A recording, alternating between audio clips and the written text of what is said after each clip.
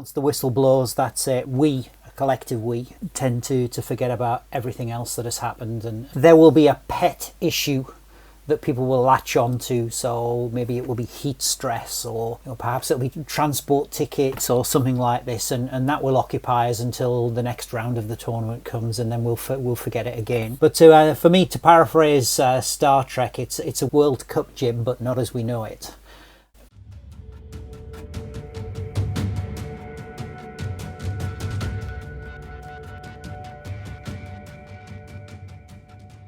Well, here we are, and I can't quite believe that we're actually here now.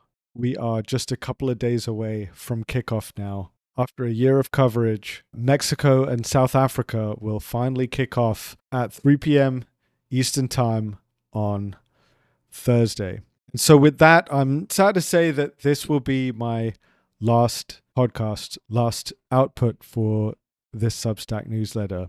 And that was always the plan. I mean, this was always meant to be just a year-long project, June 11th, 2025 to June 11th, 2026, in preparation of the World Cup. Looking at the lead-up and the planning of the tournament and all the issues that surrounded it. How the world's favorite sporting event is meeting America's vision for it. It's also time to now see kind of how all that plays out.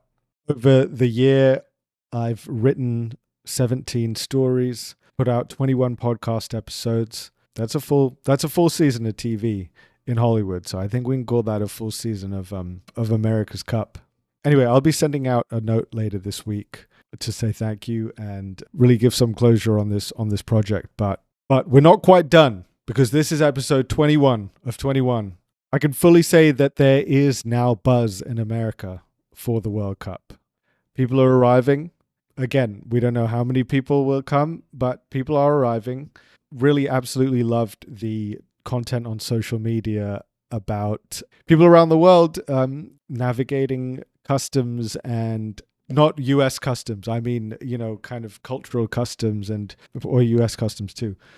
There's been videos of Brazil's plane being baptized before it left for Newark Airport. We had Bosnians flying over the world's largest coffee pot to travel around with them that makes 8,000 cups of coffee. We had the Japanese being gifted cowboy hats as they landed in Monterrey, Mexico. We have the Spanish team in Chattanooga, Tennessee, and Tennessean chefs for the first time being tasked with everything they can do with Iberico ham for the Spanish national team. There's a German fan who's delighting social media followers with his tours around Georgia, first time in a Waffle House in Atlanta, and discovering that Atlanta is a city in the forest, and just very earnestly tweeting about that. At the same time, there have been a lot of the things that we expected and hoped wouldn't happen. Needless to say, a lot of people still locked out by high prices and by not being able to get the visas they needed. There are reports of English and Scottish fans who've had their ESTAs, their visa waivers, denied. An Iraqi player was held at Chicago immigration for 7 hours under questioning. A Somali referee today was reportedly denied entry into the US. This is a FIFA referee from Somalia who was due to referee some matches, and he was turned back. He will not be entering the United States. And yesterday there was a shooting in Kansas City, not too far, not close, but not too far from England's camp. These are just a few of the things we've been talking about on this podcast: security, geopolitics, immigration, economics, authoritarianism. It's been a lot of doom and gloom. And that's been important because there is a lot of doom and gloom. Having said that, I really wanted to end on a positive note. And that's why this podcast, the final podcast, is titled Why the World Cup Matters. Because it does matter. The reason I cover this is because it means so much. It means so much to millions of people. I read a piece in the New Yorker last week, quote it. The author said, "The World Cup is not a sports tournament, but something closer to a cosmological event, heavy with meaning." And it's so true. The author went on to say that Cup is something you remember where you were, who you were with, why you were with them, why you were there when you watch that final or you watch those games every 4 years. And it's also a measure of how far you've come in your life, what you've done, how you've progressed or regressed in that 4-year chunk of time. Don't really want to think about that one too much, but it raises the question, like, why do we put up with the shit, essentially? Why is it worth still having this thing despite all the problems? And I do have respect for the boycotters, the people who are saying, well, not tuning into this one. I get that. But for some fans, that's just not an option. It's just not. I wish I were a better man than that. And I know that by watching it or attending it, you're buying into it. You are lining the pockets. But in some ways, and maybe this is just me making myself feel better, maybe it's an act of defiance to enjoy the purity of what this thing was meant to be and not all the bullshit around it. Not tuning in because of Madonna playing a halftime show like the Super Bowl. It's in spite of it. It's in spite of the ticket prices being so high. It's in spite of the immigration issues and the geopolitical issues. It is because what it means in its core is so important. And there is something about, as one of my guests said, once the whistle blows for kickoff, the noise gets drowned out. And I hope that's true. I hope that's true because there is very little noise. I hope if there is noise, it doesn't get drowned out, that it does get covered and people know about it. But it speaks to how powerful this thing is. So why does the World Cup matter? I wanted to get the viewpoints of 3 people, 3 authors, educators, researchers who have been tuned into this thing, not just this time, but for years and years. And they've been thinking about a lot of the same things I've been thinking about. And so I wanted to summarize some of those issues and get their takes on them, and then find out from them why the World Cup matters. So I'm delighted to present this podcast panel with Brenda Elsie, who's a historian of Latin America, politics, soccer, and gender at Hofstra University. We have Sean Jacobs, who's a professor of international affairs at the New School. He's especially an expert in African affairs and African politics and African football. And Simon Chadwick, who is a UK-based professor of Afro-Eurasian sport. He's also a professor of sports business and marketing, and he runs a Substack called Geosport. So I think that's enough from me. And so, once again, for the last time, without further ado, here are my guests. Well, yeah, thank you all so much for being here. Would love to start with kind of a lightning round situation. This project that I've been running for a year, really try to hit on all the kind of issues surrounding the World Cup, from immigration to geopolitics to climate to, all the rest of it, ticket prices, right? 2 questions. I'd love to just go around and ask two quick questions, right? What's the single biggest issue surrounding the 2026 World Cup? And does the US feel ready now, 3 weeks out, to host the World Cup? Can I start, Brenda, can I start with you? Sure. What is the biggest issue? From my vantage point in the United States, and I think probably at least among Mexican fans, the biggest issue is that we are in the midst of an increasing authoritarian state that is xenophobic, but it's a shared World Cup, supposedly, between 2 other bordering nations, which the administration has threatened that the countries that participate in this World Cup may be already militarily occupied by this country, that Black and brown communities in this country are military occupied by this country. I mean, fascism. That's it. That's there. That's my concern. Sean? I would say for me, of course, it's the fake or attempted authoritarianism by the US, but I think it's more the hyper commercialization of the World Cup. So yesterday, for example, Mamdani announced that he could get like 1,000 tickets at $50 each, and people had to bid for this. If you compare that to the 2010 World Cup in South Africa, where I think it was almost 400,000 tickets in category 4, which were the cheapest tickets for locals, for South Africans. In Brazil, I think it was about roughly the same amount, and now we're talking about 1,000 tickets. So for me, the hyper commercialization and the fact that FIFA is just profiteering from the World Cup, and that the ordinary fan, including the people who live in the US, will be priced out. Now, having said that, the World Cup is a strange beast, and we can talk about this more again. There's something about in the lead up to it, everybody's like, is this going to take place? There's lurid headlines that are played out, and then the football starts.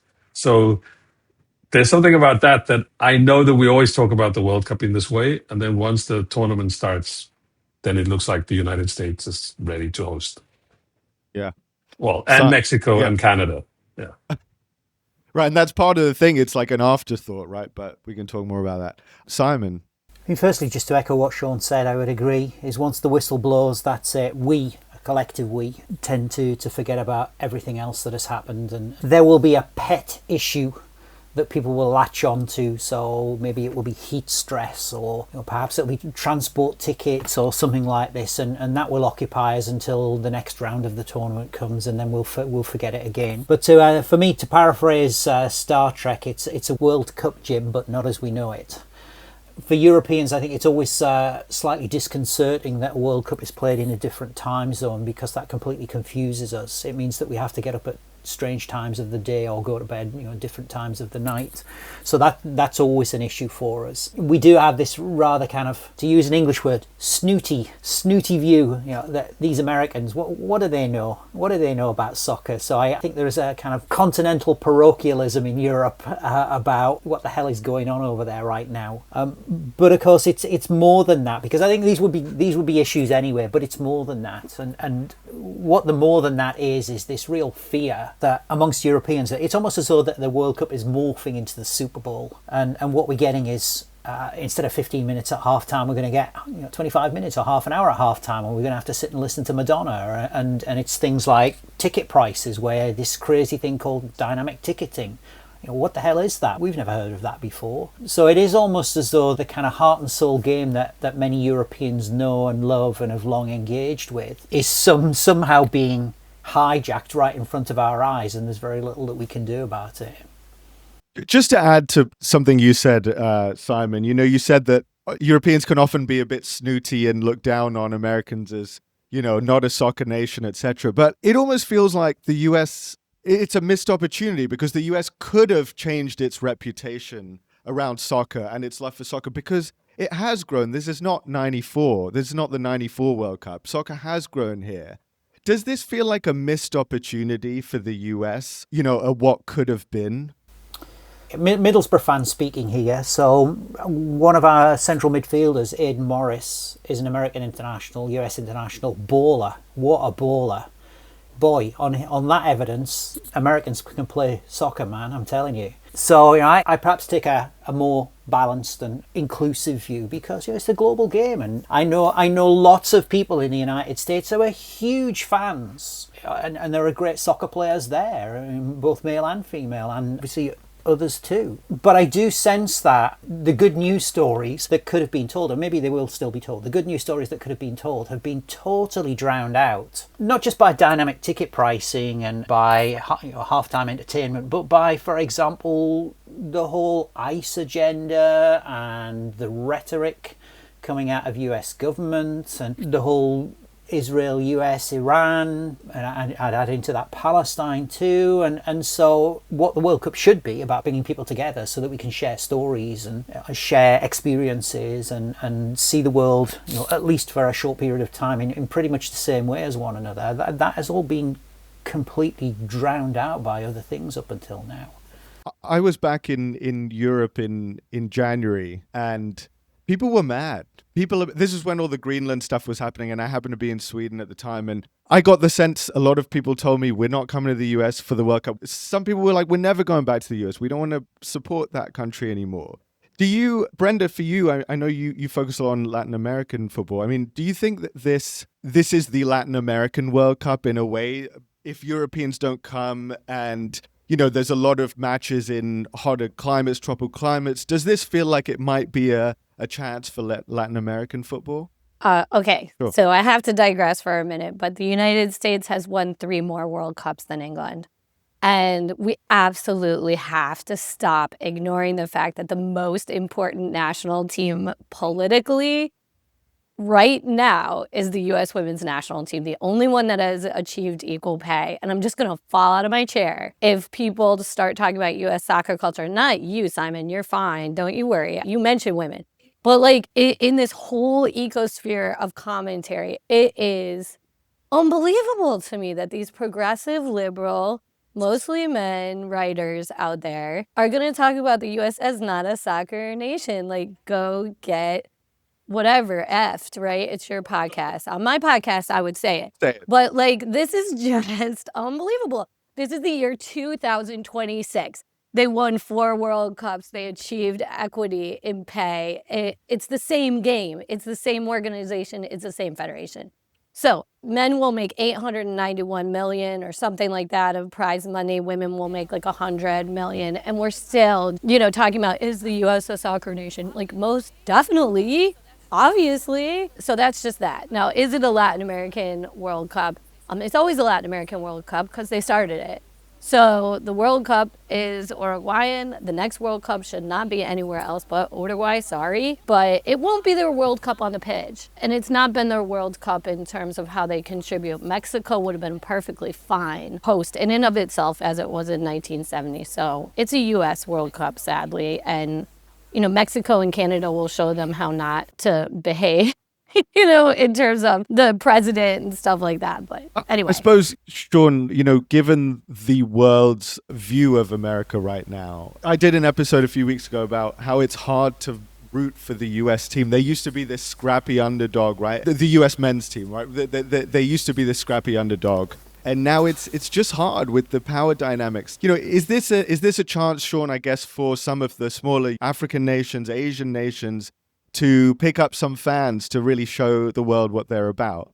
Before I answer that, I will say this, though. I think it is true that the US men's national team represents like a particular kind of football, which is related to some structural factors about who can play like elite club football in the US, how much money it costs, the college system, etc. So working class people, black people, Latinos, they sort of left out of like who gets to play for the United States. So that's a fact.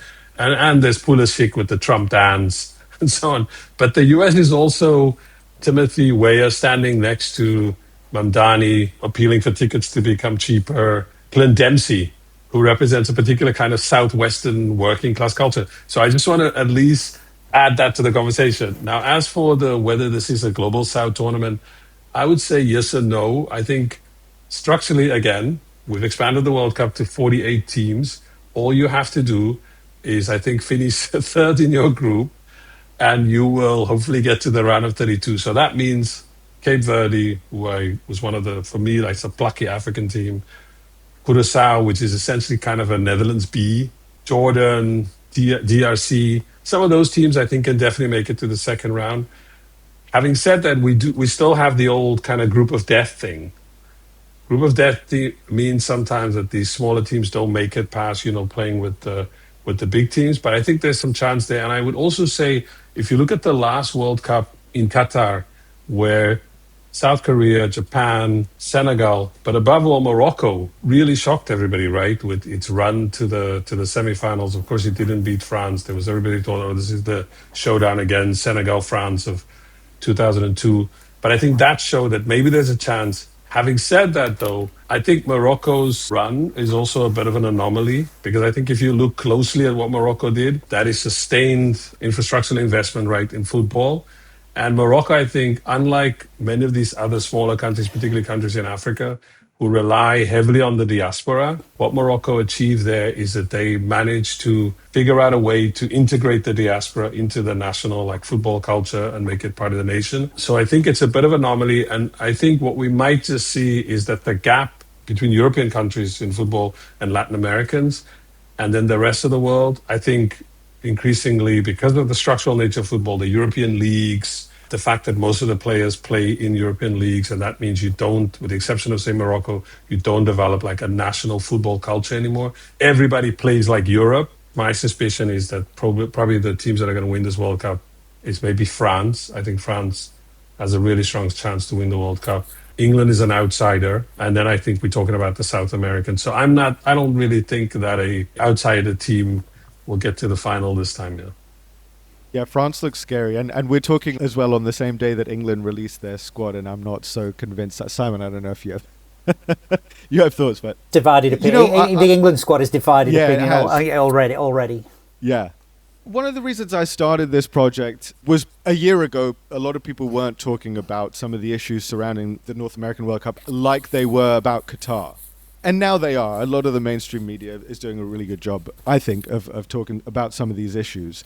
But I remember 4 years ago, or 8 years ago, whenever it was the US won the bid, Gary Lineker said something on BBC about, this is a nation with a lot of racism, a lot of gun violence. Why are they giving it to this country? And he got a lot of flack for that before anyone knew that Trump was still going to be president. Do you think the Western media has done a good job of pointing out the issues with this World Cup like they did for Qatar? Or do you think they've been hypocritical in condemning Qatar, but not the US as much? Anyone have thoughts about that?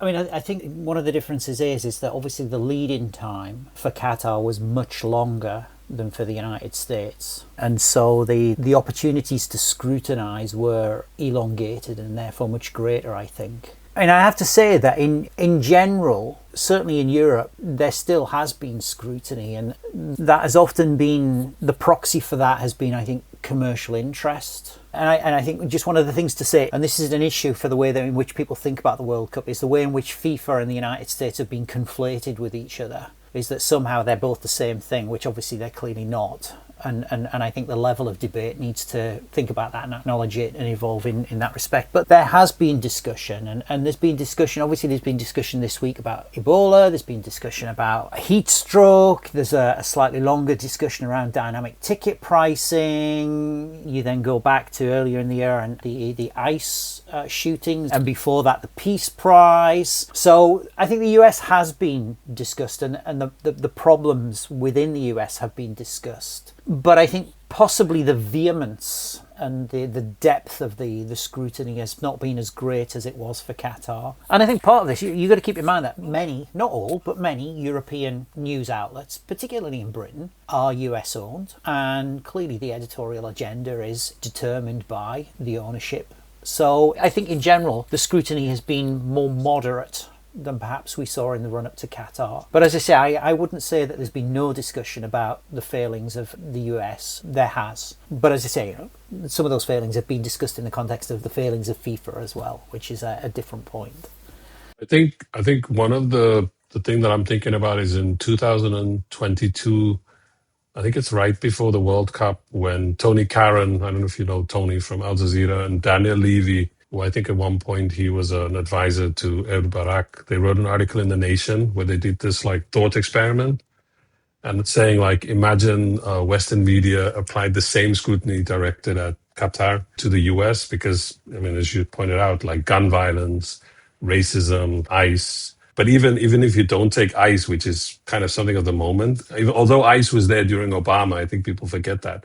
But homelessness, militarism, it would like dominate discussion of the World Cup. Instead, I think what we are getting, and I think Simon is right, there needs to be a debate about who's leading who, or whether it's a mutually beneficial relationship currently between Infantino and Trump, whether Infantino kind of benefits from some of Trump's antics. But I think there was definitely a double standard in like how Qatar's human rights were being talked about. Now, this is not to say that they shouldn't have covered it. There were, the kafala system, the deaths on the construction site, the heat. Those are like real issues, gay rights. Nobody's saying like these are not real issues. But there was a way in which Qatar's right to host the World Cup. I think it's less so like the US is right. It's more like, well, it's this guy Trump who's taken advantage of getting peace prizes and all kinds of things. But I think Qatar's right to host the World Cup, that they had no football culture, when there's enough like research that showed you that there's been football and very competitive football in that part of the world for like a fairly long time, I suppose, like since the end of the Second World War. There was a way that their legitimacy was questioned to host it, that there was no cultural fit. The stuff about, can I have a beer? Will I be able to have a pint with my football? Well, not everybody's having pints with their football. And people had made football culture their own. And I think there's definitely a difference in the extent to it. I mean, there's really good academic work on how there was an Oriental kind of frame. I've seen an article about coverage in The Guardian, how far the Guardian's coverage was. And this is like people who have done actual research on it. So I do think there has been a slight difference in how the US has been covered. I also just want to say a quick point about, I think one problem with how football gets covered is, yes, football was introduced by industrialists, seamen, workers from Britain in South America, North America, and Africa.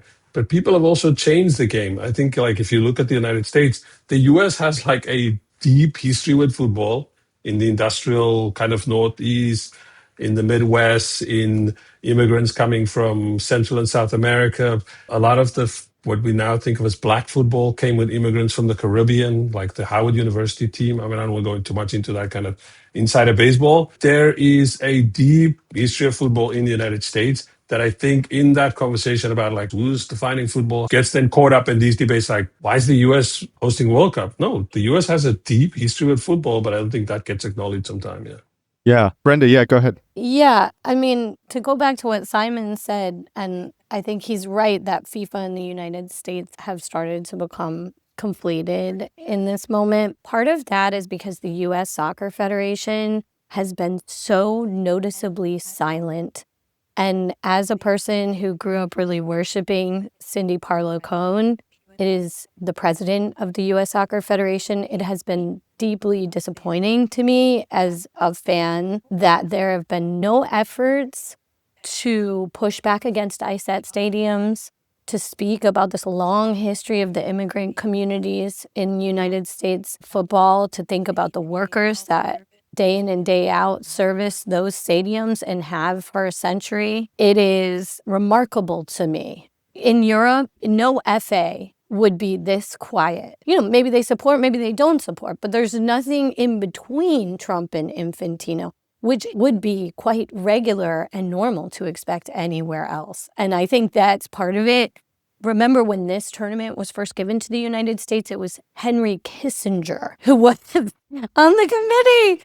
I mean, so, you know, there's a long history of manipulation on the part of U.S. politicians to try to elide the Federation because it might be more liberal, because U.S. fan bases are more progressive than the larger national politics. And, you know, when it comes to journalism, I also agree with everything that's been said, but just to keep in mind that the censorship that we've seen in journalism in the United States and the corrosion of independent journalism has been a real, I think, detriment. So not to say that the Qatar stuff wasn't Orientalist, it was. And I was also in Qatar, and they actually removed a lot of critical journalism. In Qatar, let me just say, the Pakistani police working for the Qatari government dragged journalists out of the stadium so as not to cover a lot of what was going on. So it's like a global thing. These are mega corporations that own these. Can I just say, can I just say about the media, because a lot of people get a lot of their information from the media, and so the way we think and the way we behave, the way we speak very often about events is shaped by the media. And this is hugely contested space. And just to go back to about Qatar, you know, there's a lot we could say about Qatar. About was the scrutiny deserved? Wasn't it deserved? Who was involved, etc., etc. But keep in mind, this also took place against the backdrop of a Gulf feud. And there's a what I consider to be a really important piece now by Tariq Panjar and James Montague in the New York Times. So there'd been a report published which basically said that Qatar should be stripped of the right to stage the World Cup. This was in 2018. And when the research behind this report was tracked back, eventually Tariq and James found that it was a consultancy in West London that had been responsible for commissioning this research. And it had been paid by the United Arab Emirates government to discredit Qatar in the midst of this Gulf feud. So to Brenda's point, I think Brenda's point is a really good one, is when people are choosing to stay silent. For example, when a soccer federation chooses to stay silent, you're going to have others who are manipulating information in the space. And therefore what we see and we hear and ultimately how we think and behave is being shaped by interests that many of us don't even realise. I think in a lot of these issues surrounding this World Cup, it's become very clear to a lot of people how much power FIFA has. this idea of FIFA as a kind of sovereign actor, right, Simon? Like, I know you've talked about that quite a bit. Has this been surprising to anyone here, how powerful FIFA has been, and this kind of embroilment with the federal government here, moving in the Trump Tower, the FIFA Peace Prize, all that? Is that a shocker to anyone? How do you all see this dynamic between essentially Donald Trump and FIFA? I mean, if you know the history of the World Cup, right, and the relationship between dictators or authoritarian governments or governments who use the World Cup as a soft power tool. Countries do this with sport, right, to promote their standing in the world. Like some countries they build TV stations, others buy football clubs, and some countries, they think they're going to host the World Cup. So this is not unusual that there is a relationship between the state and FIFA. It is true, though, that in countries like in Brazil or 2014 or earlier in 2010 in South Africa, FIFA took over your space. They ran the courts, special courts. They ran the areas around the stadium, etc. They really took control and they made lots of profits there. They made governments spend so much money on infrastructure, which you never recoup. They made all kinds of promises to you. So there's something weird about the way FIFA is behaving, you're right, in which it somehow seems that they spend more time trying to be nice to Trump, appeal to his good graces, or trying to not piss him off. I think there's a lot of that sort of going on.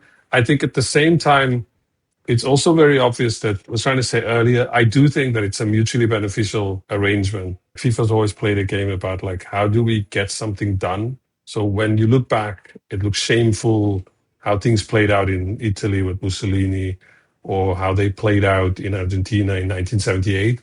But then if you understand the main purpose of FIFA at all times was to, separate sports and politics. There's specific moments where they couldn't overcome that problem, like when South Africa was kicked out of FIFA in the mid-70s, I think 1976. But that's because something changed in the governance of FIFA. Stanley Rouse got defeated by João Havelange. All these African countries, Asian countries, they managed to have a coup happen in FIFA. I think at this point, however, it's very clear that FIFA gains access and political favor.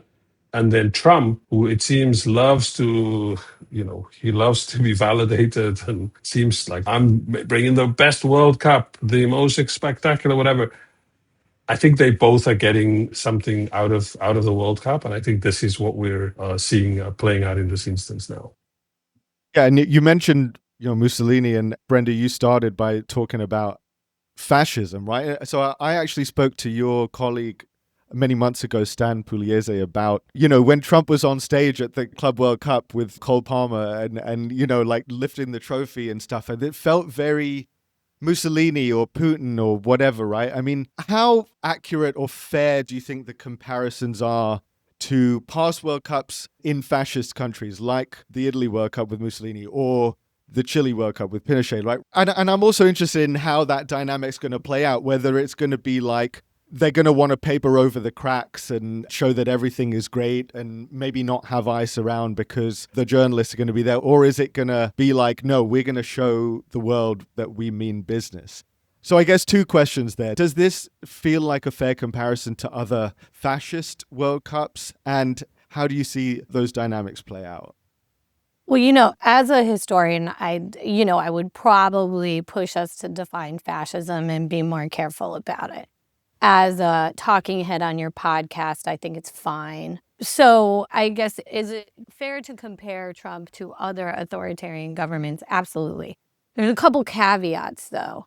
And one is that the United States exports a lot of its militarization and violence, which, a country like Chile did not have the capacity to do. So there's ICE and there's domestic violence and terrorization of communities in the United States.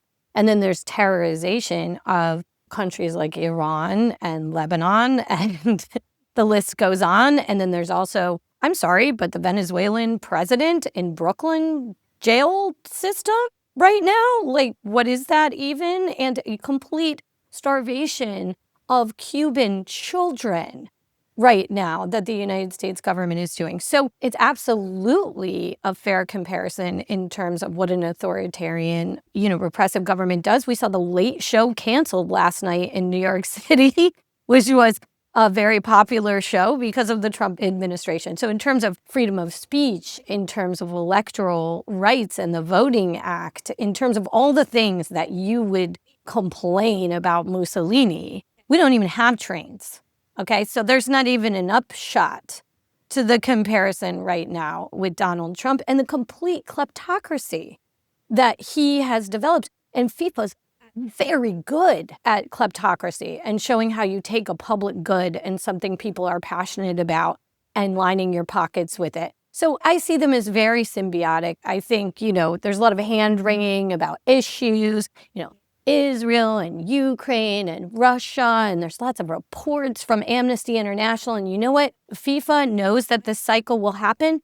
They rely on you being exhausted about it by the time the 104 group stage matches begin, and they're absolutely fine with tolerating it. So I would say this is a formula that is time-tested with both the U.S. government and FIFA. So I think it's an apt comparison. I do. Yeah, any other thoughts? Yeah, I just actually a thought from earlier on is, and was to Brenda's point, it's the men's World Cup, right? It's not the women's. So what we're going to have this summer is the men's World Cup. And I hate this generic term, the World Cup. It's not the World Cup, it's the men's World Cup. And the number of times when I write something and I get edited out the word men's, it's men's World Cup. The women's World Cup is next year. So, there isn't just one World Cup and then, hey, carelessly, there's going to be another World Cup next year. That's the women's World Cup. This is the men's World Cup. So that's the first thing to say. The second thing that I wanted to say is, shall we use the word sport washing? Because all the gloss and the glitz and the glamour and, hey, we're going to get Shakira and we're going to get BTS in the halftime show, etc., etc., etc. So we're going to forget about all the bad stuff, right?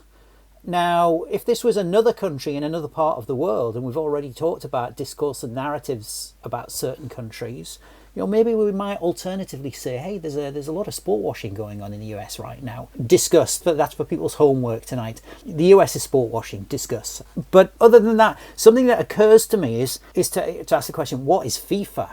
Because we've not really clarified what FIFA actually is. Many of us probably think we know what FIFA should be, but what is it actually? Well, what it actually is that it's an elected leadership supported by machine bureaucracy. Historically, that's what it is. And if we go back to Blatter era corruption, that was essentially about electoral politics and maintaining his position in power. What we've seen, I think, over the last 10 years in particular with Infantino is it is an elected leadership and a machine bureaucracy, but with a hardcore of commercial interests now deeply embedding itself within the DNA of FIFA. And I've got to be honest, sorry US, but you're partly to blame for this, because your domestic sport economy constitutes 1/3 of global industry size. So broadcasting rights and sponsorships and naming rights and halftime shows and dynamic ticket pricing, this didn't come out of Africa. This didn't come out of South America. This came out of the United States. But I think what we're seeing with what Infantino is doing is, whereas Blatter had his approach to ensuring electoral success, what Infantino, I think, is doing is very interesting, because in many ways Infantino has sidestepped all of the major issues and challenges around, for example, governance, by answering those questions using money. So what you do is you say to Africans, I can't take money away from Europeans because they're generating TV coverage and they're generating sponsorship revenues. So I can't give you any more money. But equally, you can't go to Europeans and say, well, I'm not going to give you any more money. I'm going to give you less money. I need to give more to Africa. So what you do is you just make more money. Instead of changing the portions of the cake, you bake a bit bigger cake. And everybody gets more. And everybody's happy. And Infantino gets re-elected. The problem with that, of course, is it raises all kinds of issues, like, are you selling out the soul of football? And who's benefiting and who's not, and is this becoming an entertainment product rather than a sporting contest? But I think that's essentially what's happening, is that FIFA is, again, hidden in plain sight.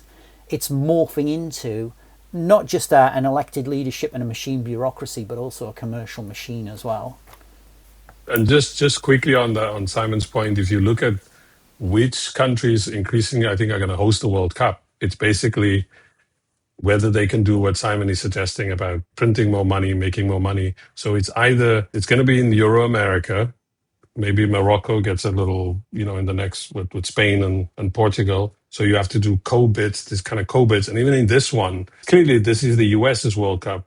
I think it's like more than 2/3 of the games are actually played in the US. Mexico get a couple of games, Canada gets a couple of games, but this is the US World Cup. And I think the second one is in the Gulf, is countries that can actually afford to do these things, do it quickly with very little oversight. So the next, after I think Spain, Portugal, and Morocco, it's Saudi Arabia. So to the Africans, to the smaller countries, yes, you're going to get more money, but for you to get more money, I have to run the World Cup in the places where I can make as much money from TV rights, from commercialization, etc.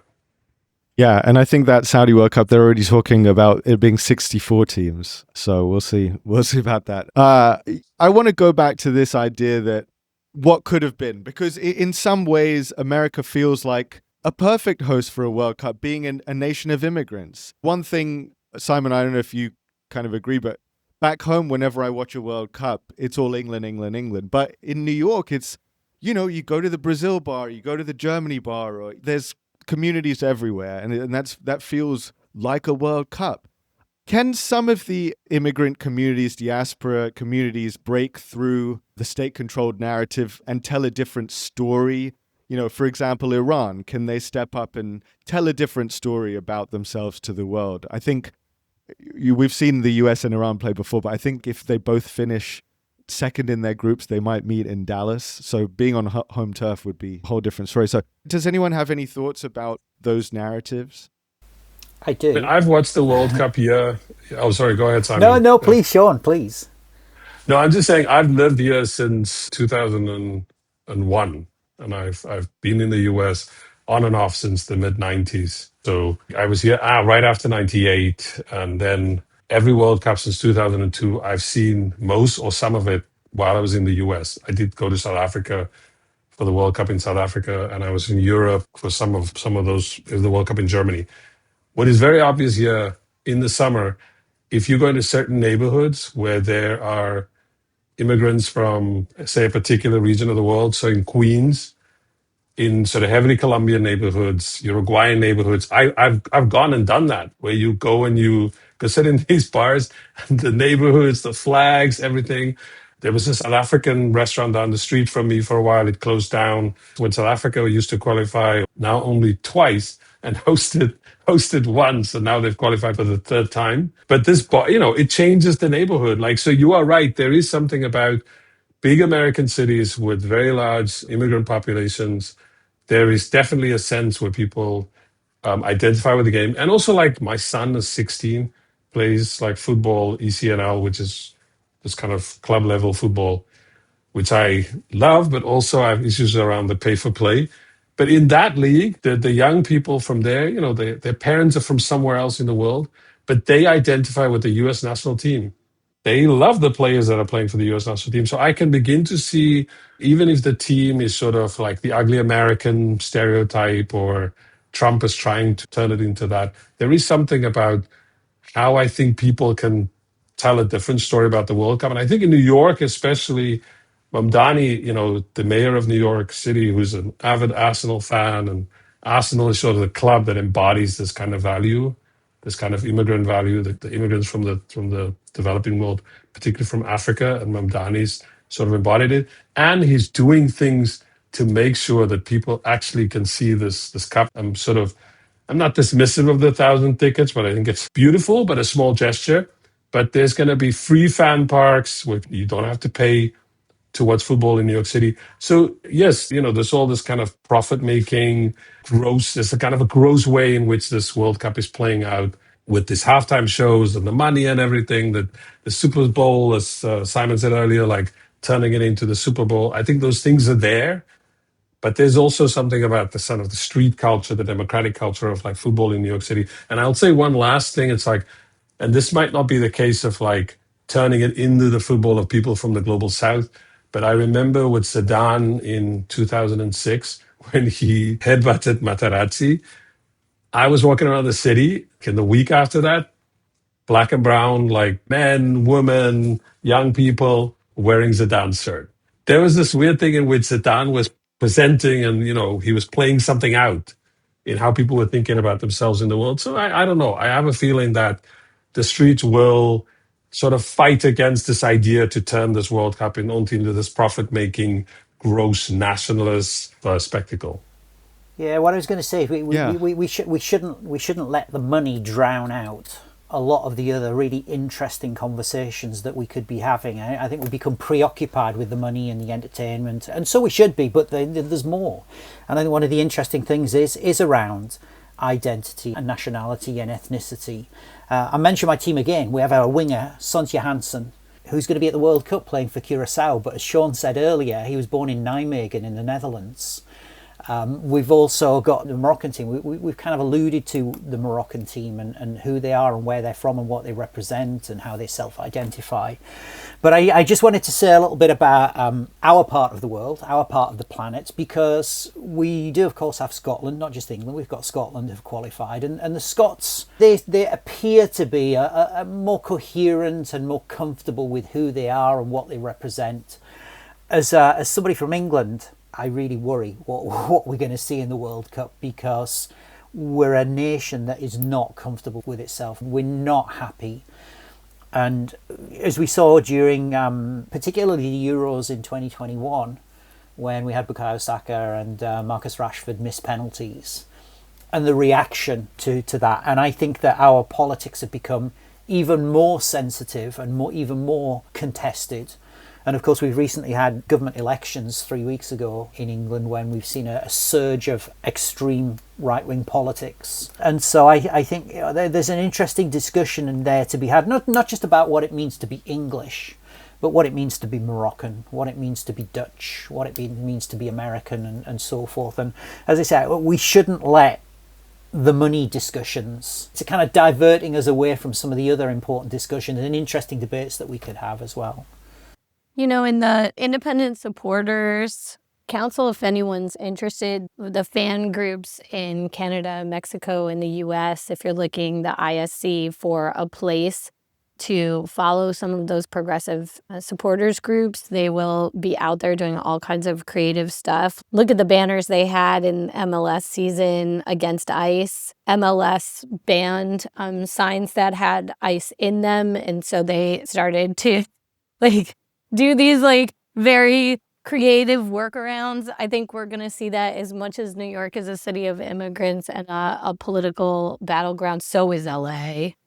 So is LA. And LA does not accept federal intervention lightly. So I have a lot of hope that those fan groups will change our conversations. And I also think I'm not a romantic about football at all. In fact, I'm a really annoying feminist killjoy for a lot of people. But there's some creativity that is impossible to stop that will happen. There will be something that they cannot fix, a match they cannot fix, an event they cannot plan for, a player that will speak in a way that will surprise us. There will be something. And so I think football still offers that, as depressing as the hyper commodification and VIP boxes will be in the price tickets and stuff.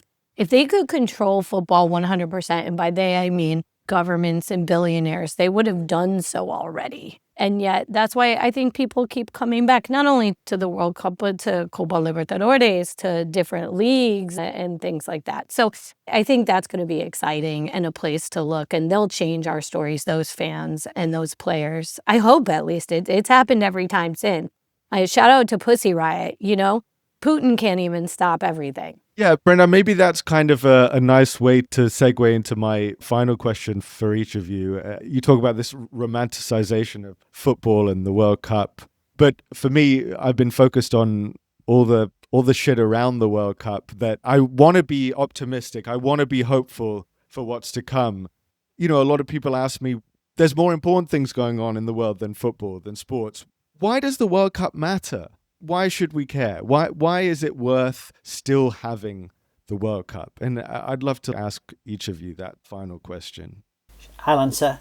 Because. That's my answer. Because if I take myself, I was born and raised opposite my local football stadium. Literally, the stadium was 15 metres from my house. I used to, every day I went to school, open the door, there was the stadium. I come home from school, you put your shirt, you jumper down on the ground and you'd play until your parents called you in, you'd play. They were great games, 75, 65, those kind of high scoring games that you have that would go on for 4 hours. So it was about my friends, and it was about being fit and healthy, and it was about learning to lose most of the time, because I wasn't a great player. It was about learning to lose and bouncing back. But I think as I've got older and it's become my job, I go amazing places and I meet amazing people and we talk about amazing things. We share all of this around one common interest. And I'm trying not to become cliched about all of this and talk about global language and a world family of football. I'm not going to be cliched, but I think my experience of the game is not that uncommon or inconsistent with everybody else's. There are certain times in life when you've got to acknowledge that we have this saying in Britain that there's more that unites us than divides us.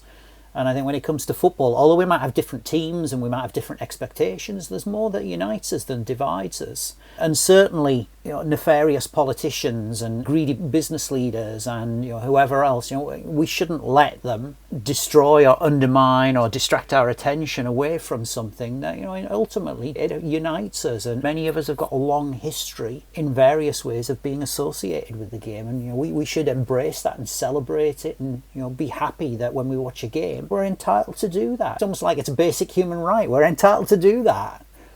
Yeah. I know that this isn't a visual podcast, so people are going to be listening. I'll put the video up too. But I'll just show you that this was. Yeah. You can't get three better looking guests, to be honest with you. Anyway. Exactly. I have to put it up. True.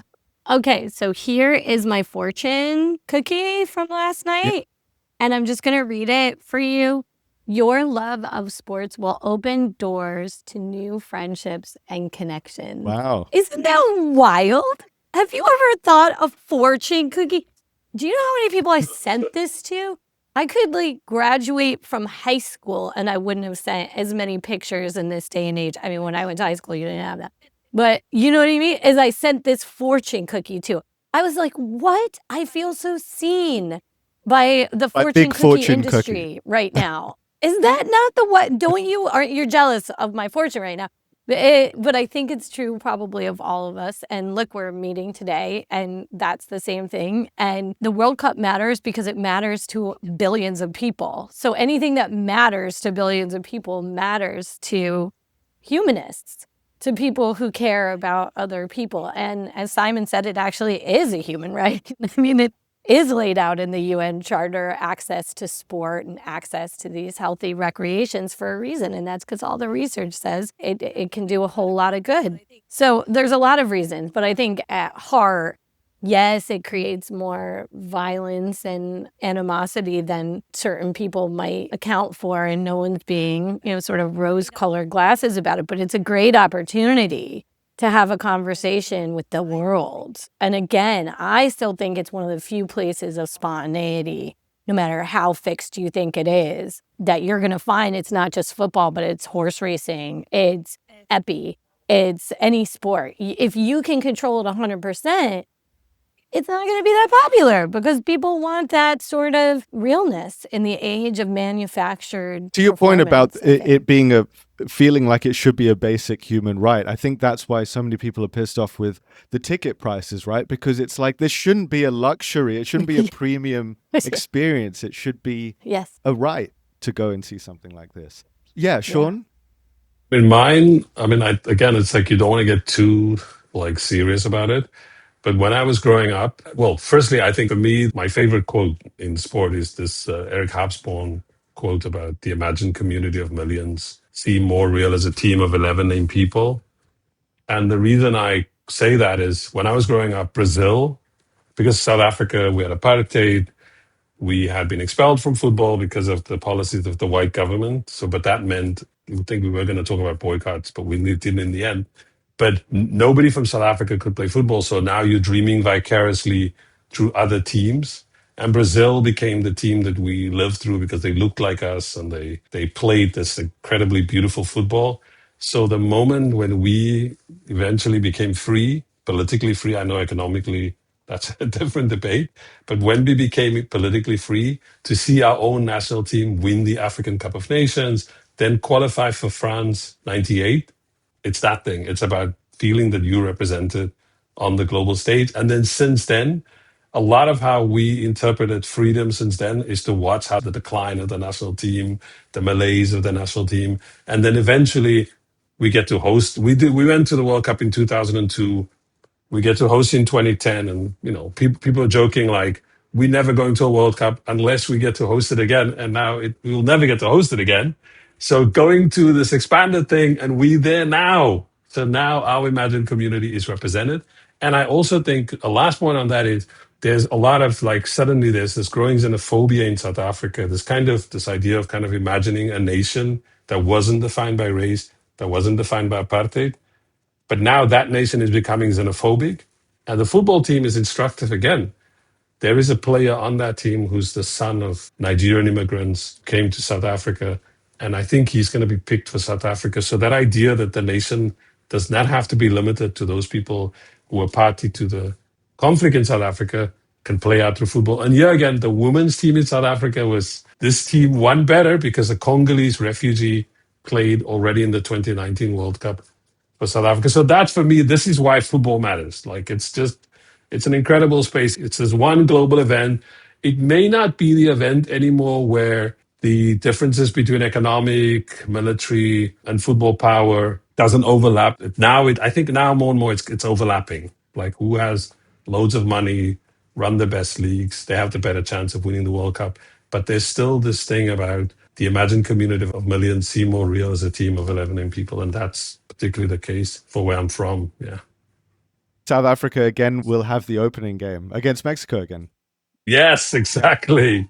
Hopefully we'll win this time. Not draw. We'll win this time. Yeah. In Mexico City. Yeah. Well, thank you all so much for being here. I mean, I think this is a great note to end on, to end this whole project on. So yeah, really, really appreciate everyone's time. Yeah, thank you. Thank you for having us. No, please, should we say thank you for Thanks for having having us? me, yeah. Thank you. Yeah, thank you. And thanks to my co-talking heads Thank who you are too, wonderful. Brenda.